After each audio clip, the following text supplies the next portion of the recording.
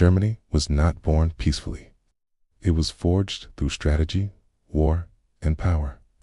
On January 18, 1871, inside the magnificent Palace of Versailles, the German Empire was officially proclaimed.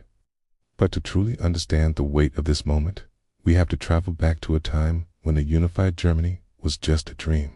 For hundreds of years, German-speaking people were scattered across a patchwork of kingdoms, tissues, and free cities.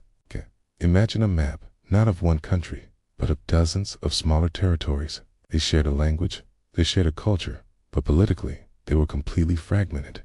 This division became even more pronounced after the Holy Roman Empire, a loose union that had existed for 1,000 years, finally collapsed in 1806. Then came Napoleon's conquests, tore through Europe, redrawing maps and shattering old traditions. When he was finally defeated, the old order was gone for good. In 1815, the great powers of Europe met at the Congress of Vienna to pick up the pieces. Their solution for the German lands was the German Confederation, a loose alliance of 39 independent states. Think of it like a club with no president, no unified army, and no shared foreign policy. Germany was a geographic idea, a cultural space, but it was a political giant without a backbone. But one state in this confederation refused to remain weak: Prussia. Prussia was ambitious, militaristic, and had a vision. In 1862, a man who would change the course of European history came to power.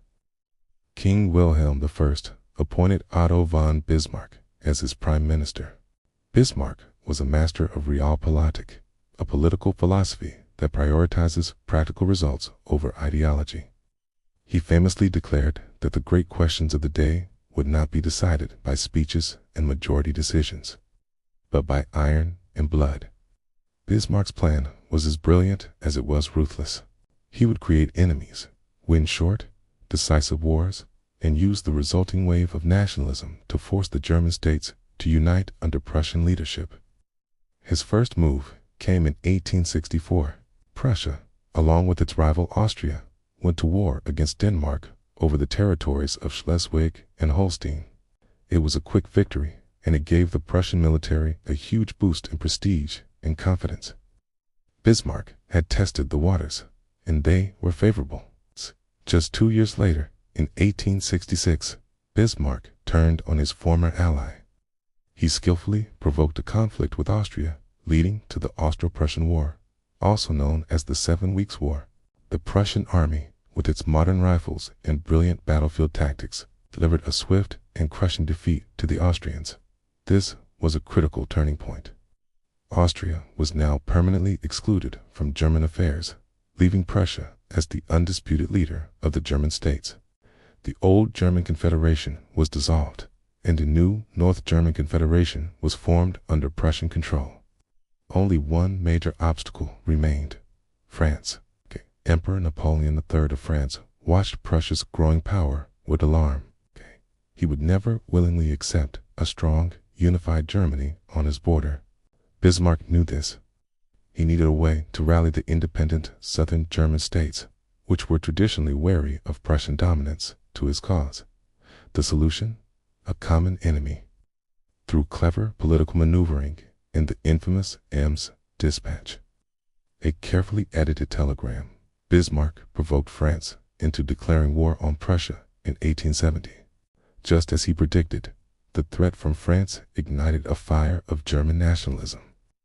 The southern states immediately allied with Prussia. The Franco-Prussian War was a spectacular success for the German forces. French armies were defeated, and Emperor Napoleon III himself was captured. With German armies standing victorious on French soil, the final piece of the puzzle fell into place.